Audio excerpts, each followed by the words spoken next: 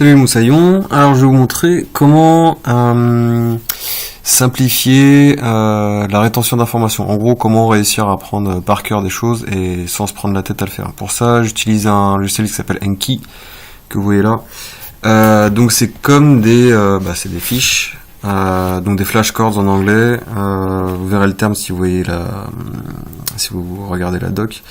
Je vous montre directement à quoi ça ressemble. Si je clique par exemple sur mon paquet de fiches de révision qui s'appelle Ruby ici, je vais zoomer un peu. Tac. Donc voilà, là j'ai déjà créé des petites fiches de révision à l'intérieur. Si j'étudie, par exemple, il va me poser une question que j'aurais pré-remplie. Là, comment je transforme un hash en un fichier JSON. Je sais pas, je montre la réponse et du coup, donc dans mon fichier Ruby, il faut que je fasse un require JSON et ensuite je fais cette opération. Ok, donc je savais pas, donc du coup je me suis trompé, donc je vais cliquer sur le bouton Again, ça veut dire qu'il va me reposer la question dans moins d'une minute. Tac, je passe à la suivante. Alors qu'est-ce que c'est que ça, cette variable? Je sais que c'est une variable d'instance. Tac. Cette question, j'y ai déjà répondu plusieurs fois. Donc du coup, je peux choisir le niveau de difficulté que c'était pour moi à répondre. Donc si je m'étais trompé en reposant la question dans 10 minutes, si c'était dur dans 13 jours, si c'était ok dans 1 mois, et si c'était facile dans 4 mois. Bon, là c'était les cours du début, là je mets facile, paf, et comme ça cette question, j'en entendrai plus parler. Bon, un autre exemple, comment je peux transformer un arrêt d'arrêt en un arrêt simple contenant toutes les values de l'arrêt d'arrêt. Et bien il y a une fonction qui s'appelle flatten justement comme ça. Alors ça bon c'était facile, il me reposera la question dans 1 mois et demi, si c'était dur dans 13 jours, etc. Donc vous voyez le principe en fait, plus une information est difficile à retenir pour vous, et plus le logiciel vous reposera la question souvent. Donc au début, il vous reposera la question dans 2 jours, si c'est ok dans 4 jours, si c'est ok dans 10 jours, etc. Plus une information est facile à retenir, et moins il vous posera la question. Donc vous optimisez le temps de révision. Et l'avantage, en fait, au niveau pratique, c'est que dès que vous voulez vous souvenir absolument de quelque chose, d'un détail, vous pouvez vous le rentrer dans le logiciel, et ce logiciel vous fait le planning pour vous en fait. Il fait votre planning de révision. Vous avez rien d'autre à faire que de rentrer l'information dedans. Donc super pratique, c'est très populaire pour ceux qui apprennent des langages, d'autres langues, je veux dire genre l'anglais, japonais, tout ça. Aussi pour les étudiants en médecine, par exemple pour retenir tous les trucs d'anatomie, voilà, c'est vraiment pour le par cœur. Donc comment on fait pour l'utiliser du coup? Alors déjà à installer et à configurer, c'est assez simple. À installer, vous allez sur le site ankisrs.com. Je vais essayer de vous montrer. Alors le site c'est apps.ankiweb.net. Tac, je vais zoomer. Donc app.ankiweb.net. Donc voilà, en fait vous avez les documentations. La documentation est énorme. Si vous avez une question, vous pouvez regarder. Moi, là, je vais juste vous apprendre, on va dire, la base, comment créer des fiches, comment personnaliser les fiches. À l'installation, c'est très simple. Vous allez tout simplement sur le Home, vous téléchargez. Il y en a pour toutes les plateformes, Mac, PC, tout ça. Android et iPhone aussi. C'est juste payant sur iPhone, 30 €. C'est gratuit sur toutes les autres plateformes. Alors, comment est-ce qu'on crée une carte? C'est très simple. Alors, pour la base, on va commencer par créer un deck. Voilà. On va l'appeler test. Donc, sur ce deck test, on clique dessus et on va cliquer sur add. Hop, et voilà, on rajoutera une carte. Donc, on va rentrer le champ, donc recto, verso, etc. Là, on peut choisir le template que notre fiche de révision aura, donc la carte. Là, on choisit dans quelle date on insère la carte. Là, on peut modifier les champs, et là, on peut modifier le formatage de la carte. Donc, on va partir le template de base. Voilà, basique. Qu'est-ce qu'on a à la base? On a recto, on met la question, on a le verso, on met la réponse. Voilà, on va dire... Là, on peut mettre un tag si on veut, parce que pour catégorifier un peu nos fiches de révision, on va mettre test. Et voilà. Et on fait add, hop, et voilà, on a déjà une fiche, on est prêt à réviser, la fiche de révision est là, voilà, c'est prêt quoi. Et la base c'est ça. Ok, bah là en gros vous savez utiliser le logiciel, vous savez comment réviser, vous savez comment créer des cartes. Donc là, il y a évidemment beaucoup de fonctionnalités disponibles dans le logiciel. Je vais en voir une que je trouve vraiment utile, c'est comment créer ces templates, comment créer des cartes personnalisées, comme on veut. Donc simplement, au niveau de la sélection du template, là, paf, on clique dessus. Au lieu d'en sélectionner un, on va cliquer sur Manage et on va rajouter une note. Une note, c'est le vocabulaire pour dire template dans le logiciel. Donc, au moment où on crée une note, donc un template, on peut partir d'un template existant, donc d'une note existante. Je vais rester sur note maintenant. Les trucs basiques, on va repartir là-dessus, c'est plus simple. On peut très bien partir d'une note qu'on a déjà créée auparavant, s'il n'y a pas de problème. Donc on part là-dedans, tac. Voilà, petit template tuto. Voilà. Maintenant c'est créé, on peut fermer. Et là, on va sélectionner notre template tuto. Voilà. Donc maintenant, toutes nos cartes suivront le template que l'on a choisi.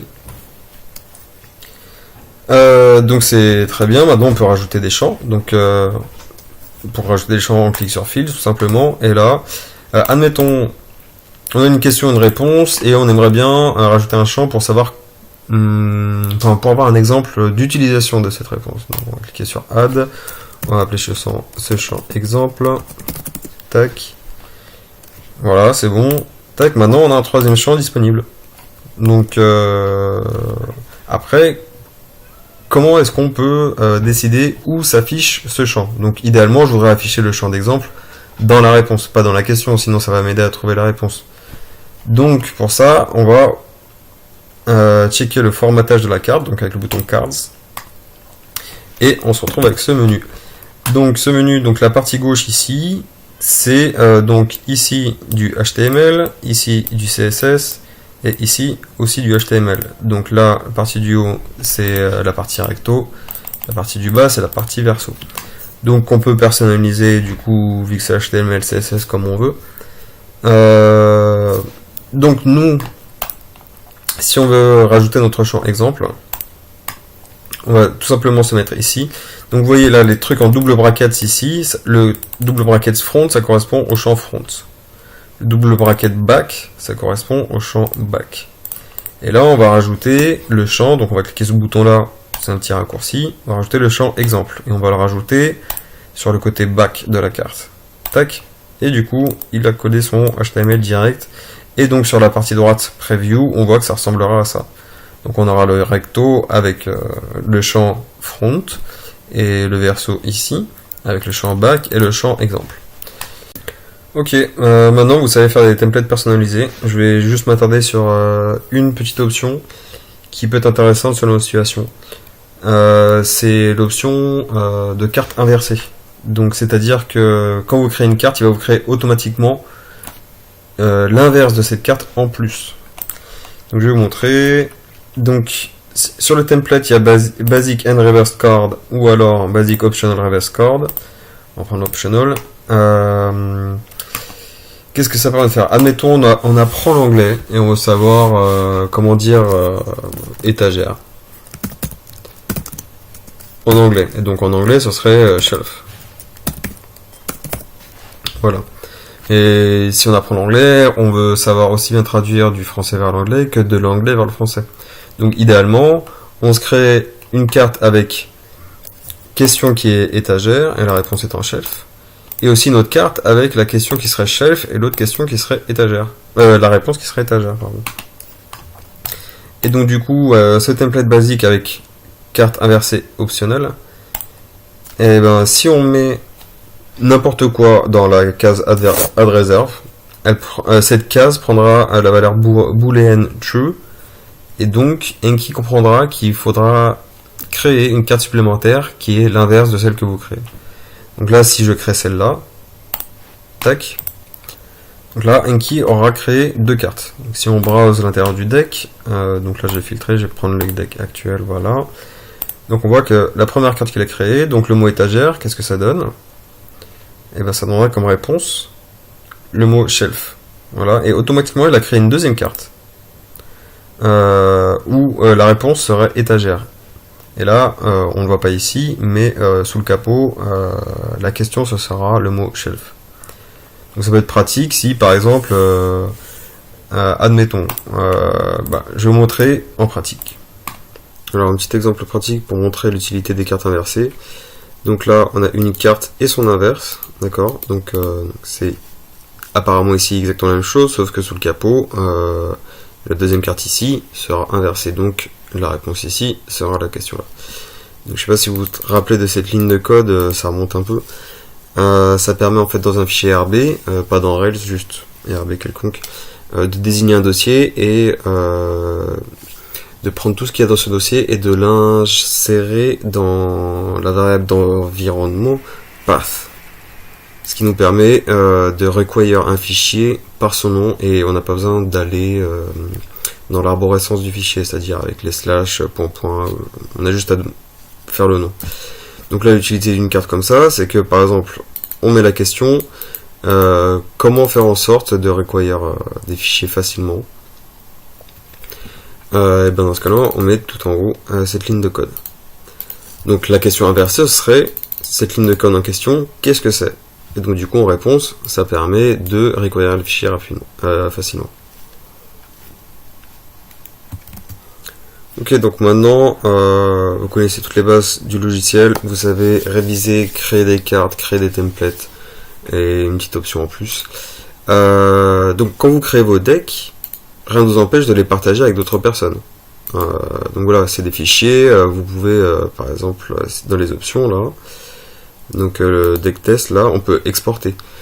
Qui dit exporter dit aussi télécharger. Donc si vous cliquez sur le bouton Get Shared ici, ça vous mène sur le site internet. Enfin c'est une plateforme en fait d'échange de decks. Donc quelqu'un aura créé un deck, admettons sur Ruby, quelconque, tac, paf, vous cherchez. Et là, voilà, certaines personnes ont déjà créé des decks Ruby que vous pouvez télécharger et vous pouvez réviser direct avec. Alors, bon, c'est bien en théorie. Moi, je recommande quand même de faire vos decks parce que ça sera votre logique. Par exemple, l'exemple des cartes inversées de tout à l'heure, il y a très peu d'explications, je mets pas de contexte parce que je me comprends. Si vous tombez sur un autre deck, donc admettons, on va refaire celui-là, là, vous avez un exemple de comment sont présentées les cartes. Donc vous voyez si sa façon de présenter vous plaît ou pas. Donc là, par exemple une question serait What does puts do differently from print? Et ça adds a new line. Ok, bon, ça a l'air compréhensible. Vous pouvez essayer de tester son deck. Mais des fois, en se mettant sur une logique différente de la sienne, des fois c'est pas évident de s'y retrouver. On pense tous différemment. Donc voilà, faites attention à ça. Faites attention à la date aussi, à laquelle le deck que vous téléchargez, enfin la dernière mise à jour, là c'est 2014, je pense que vous êtes mieux à faire votre propre deck plutôt que de prendre celui-là. Donc n'hésitez pas à regarder si vous trouvez des decks intéressants, peut-être par exemple qu'il y aurait un deck ES6 de JavaScript, bon, il y a plein de petits détails, ça peut être un peu chiant de tout se souvenir, voilà, toutes les features des ES6, vous pouvez regarder si ça vous plaît. Personnellement là, vous voyez, là je vois la gueule de la carte, j'ai pas envie. Donc clairement je me ferai mon deck. Mais si ça vous plaît, allez-y quoi. Donc pour finir, cette plateforme d'échange de decks, en fait, elle est donc sur le site EnkiWeb, c'est pas pareil que le site EnkiSRS de tout à l'heure. EnkiWeb, en fait, vous pouvez vous créer un compte dedans. En vous créant un compte, vous pouvez synchroniser ce compte donc sur le web avec votre appli. Donc après, quand vous cliquez sur Sync sur l'appli, et ben votre appli donc sur votre terminal est synchronisée avec celle du web. Donc vous pouvez utiliser Enki sur un navigateur web. Donc vous pouvez le faire aussi sur votre téléphone, sauf que certains ont fait une application pour Android et pour iPhone. Celle pour Android a été créée par une équipe et ils l'ont mis gratuite. Donc c'est une équipe séparée de l'auteur. Celle de l'iPhone, c'est l'auteur qui l'a créée et il la vend 30 € parce qu'à la base il a vendu le logiciel, enfin il a donné le logiciel gratuitement et c'est une façon pour lui de faire un retour sur investissement parce qu'il a mis un paquet d'heures dedans. Donc super cool, vous pouvez révisez sur votre ordi, quand vous quittez ça synchronise directement, vous allez vous faire vos courses, et au lieu d'attendre comme un con à la caisse parce qu'il y a 50 personnes devant vous, sortez votre téléphone, vous continuez à réviser, vous perdez pas votre temps. Donc voilà, super pratique. Bon voilà, j'espère que ça vous sera utile. Merci de votre attention et puis à plus tard.